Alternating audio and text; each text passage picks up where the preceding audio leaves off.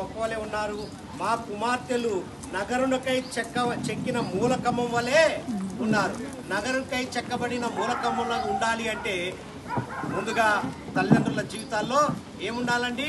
వాక్యం ఫలించాలి, ప్రార్థన జీవితం కావాలి. అప్పుడే అభివృద్ధి చెందుతారు.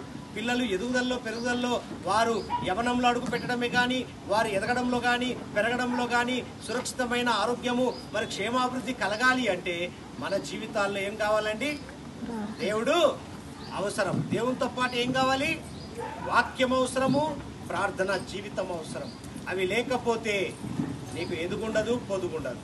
కాబట్టి గమనించాల్సిన విషయము, తెస్సలోనిక రాసిన పత్రికలో పౌలు భక్తుడు తెస్సలోనిక సంఘంతో మాట్లాడుతూ ఈరోజు కుటుంబంతో మాట్లాడుచున్న మాట మొదటి తెస్సలోనిక పత్రిక 5వ అధ్యాయము 16వ వచనాన్ని ఒకసారి చూస్తే, ప్రతి విషయమునందు కృతజ్ఞతాస్తులు చెల్లించుడి, ఇలాగు చేయుట యేసుక్రీస్తునందు మీ విషయంలో దేవుని చిత్తం ఉంది. కాబట్టి ఈరోజు ఈ కార్యాన్ని జరిగిస్తున్నాడు. నిజంగా చూస్తే చిన్న పాప అని ఆశ్చర్యపోతాం.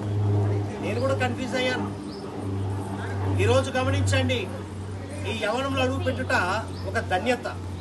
కుటుంబంలో తల్లి ప్రార్థన చేసిందా, ఆ తల్లి ప్రార్థన చేసిందా, మరి తండ్రి తల్లి ప్రార్థన చేసిందా, ఎవరి ప్రార్థన దేవుడు విన్నాడనే దానికి ఒక నిదర్శనం కనపడుతుంది.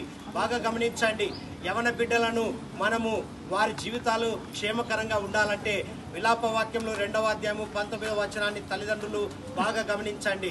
ఏమని రాయబడింది ఒకసారి గట్టిగా చదవండి. అక్కడ రేయి మొదటి జామున ఏం చేయాలండి? మొరపెట్టాలి.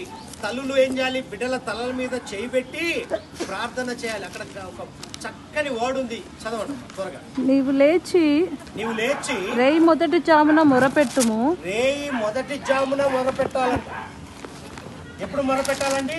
రేయి మొదటి జామున నీవు లేచి రేయి మొదటి జామున మొరపెట్టుము.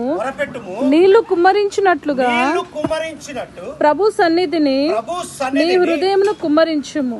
ఏం కుమ్మరించాలి? హృదయమును కుమ్మరించాలి. అప్పుడే నీ పిల్లలు ఆశీర్వాదవంతులు అవుతారు.